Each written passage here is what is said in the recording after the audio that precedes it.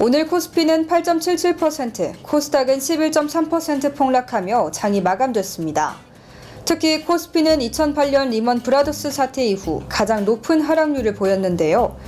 2020년 3월 코로나19 사태 발발 이후 4년 5개월 만에 코스피와 코스닥 양대 시장 모두 서킷 브레이커가 발동됐습니다. 서킷 브레이커는 주식시장에서 주가가 급등하거나 급락할 때 주식 매매 거래를 일정 시간 동안 정지시키는 제도입니다. 즉 전일 대비 지수가 8% 이상 하락한 상태가 1분간 지속될 경우 발동됩니다. 이에 따라 코스피와 코스닥 모두 20분간 매매 거래가 중단되기도 했습니다. 뉴시스는 1997년 외환위기 이후 코스피와 코스닥 지수 하락률을 오름차순으로 나열해봤습니다. 오늘의 코스피 하락폭은 역대 5위를 기록했는데요. 이는 2008년 리먼 브라더스 사태 이후 가장 큰 하락세였습니다. 오늘의 코스닥 하락폭은 역대 3위로 코로나19가 발발했던 2020년 이후 가장 눈에 띄는 하락세를 보였습니다. 역대 가장 큰 하락폭을 보였던 시기에는 어떤 일이 있었던 건지 이해하기 쉽게 타임라인으로 정리해봤습니다. 1990년대 초반부터 중반까지 한국의 경제 성장이 빠르게 진행됐습니다. 많은 기업들이 미래를 낙관하며 대규모 투자를 진행했는데요. 이 과정에서 무리하게 돈을 빌려 투자하는 과잉 투자가 증가했고 종합금융사들은 해외 자금을 단기 차입으로 빌려와 기업들에게 투자 자금을 대출해 주었습니다. 이는 곧 부채 문제로까지 이어지게 되죠. 금융시장이 자유화되면서 은행과 기업들이 외국 자본을 쉽게 빌릴 수 있게 된 것도 한몫했는데요. 외환 보유고가 충분하지 않았던 탓에 1997년 초반부터 외환 보유고가 급격히 줄어들고 기업들도 줄줄이 부도나기 시작했습니다. 그리고 한국의 경제 신뢰도가 떨어지자 외국 금융사들은 급히 자금을 회수하기 시작했습니다. 1997년 하반기에 들어서면서 외환위기가 본격적으로 시작됐는데요. 태국에서 시작된 금융위기가 한국을 비롯한 주변국들에게 번지면서 상황은 악화됐습니다. 이에 한국은 원화 가치와 주가가 폭락했고 은행금리 역시 10%대에서 30%대로 치솟게 됩니다. 부채가 많은 기업들은 당연히 버틸 수 없었겠죠. 30대 대기업에서 무려 16곳이 파산하고 은행도 줄줄이 도산하게 되었습니다. 1995년부터 2001년까지 미국 등 세계 여러 국가에서 광적인 투기 및 투매 현상이 일어나게 됩니다. 미국에서는 닷컴 버블, 한국에서는 IT 버블이라고 일컫는데요. 한국도 예외는 아니었습니다. 1997년 외환위기를 극복하기 위해 국민의 정부가 코스닥 시장과 중소기업 위주의 벤처기업 육성책을 펼치면서 급격하게 IT 버블이 불타올랐습니다. 인터넷 등 IT 산업이 신경제 신산업으로 각광받으면서 관련 주가가 역대급 폭등했는데요.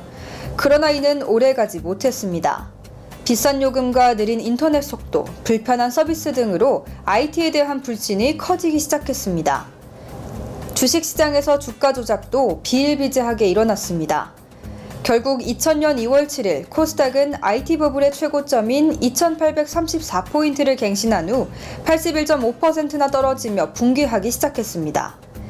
당시 유명했던 세롬기술, 골드뱅크, AOL, 웹밴 등 IT 벤처 기업들은 절반 이상을 잃는 손해를 보고 이후 몇몇 기업들은 역사의 뒤안길로 사라져야 했습니다.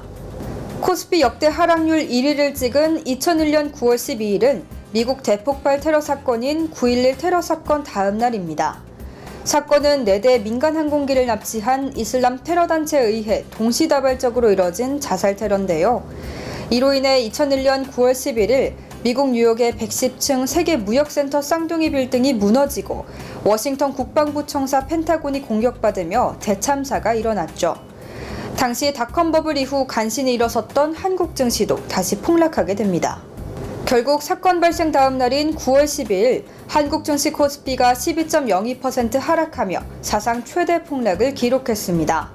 그리고 1997년 이후 현재까지 여전히 최고 하락률을 차지하고 있습니다. 미국발 글로벌 금융위기의 방아쇠를 당긴 것은 2008년 리먼 브라더스의 파산이었습니다. 리먼 브라더스는 독일계 이민자 헨리 리먼이 그의 형제들인 엠마뉴엘, 메이어와 함께 1850년에 세운 폰목상을 기초로 성장한 미국의 투자은행인데요. 그러나 몇 년간 부동산에 집중한 과도한 투자로 2007년 터져나온 서브프라임 모기지 사태의 직격탄을 맞아 2008년 들어 주가가 95%나 하락해 결국 9월 15일 미 연방 파산법원에 파산 보호를 신청했습니다. 리먼 브라더스의 파산은 미국 역사상 최대 규모의 기업 파산으로 파장이 컸습니다. 한국에 미친 영향의 경우 수출 의존도가 높은 한국 경제에 큰 타격을 입혔습니다. 또한 리먼 브라더스 사태 이후 한국 주식시장도 급락세를 보여 코스피는 불과 몇 달 만에 40% 이상 하락하는 등 변화가 있었습니다. 불과 4년 전인 2020년, 당시를 기억하시는 분들도 많으실 겁니다. 2020년 이후 범유행 전염병으로 발전한 코로나19는 우리나라뿐만 아니라 전 세계 경제에 영향을 미쳤는데요. IMF는 코로나19로 촉발된 경제 위기를 그레이트 락다운, 이른바 대봉쇄라고 이름짓기도 했습니다. 전염병을 막기 위해 시행됐던 사회적 거리두기나 봉쇄, 격리 등의 정책으로 경제 주체는 이동에 제한을 받았고, 이는 제조업뿐만 아니라 서비스업과 관광업 등 경제 전방위적으로 큰 타격을 주었습니다.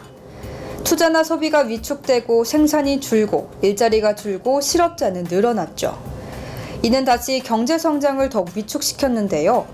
계속해서 실업이 증가하면 또다시 소득과 소비가 줄어들어 경제의 악순환으로 빠졌던 겁니다. 오늘의 주가지수 폭락은 우리나라뿐만이 아닙니다. 일본의 대표적인 주식시장 니케이 지수도 12.4% 하락하며 3,836포인트가 떨어졌던 1987년 이후 37년 만에 사상 최대 하락폭을 기록했습니다. 이 모든 게 일시적인 현상일지 혹은 코로나 이후 인위적으로 경기를 부양했던 재정 시스템이 무너지고 있는 것일지 국내뿐만 아니라 전 세계의 관심이 집중되고 있습니다.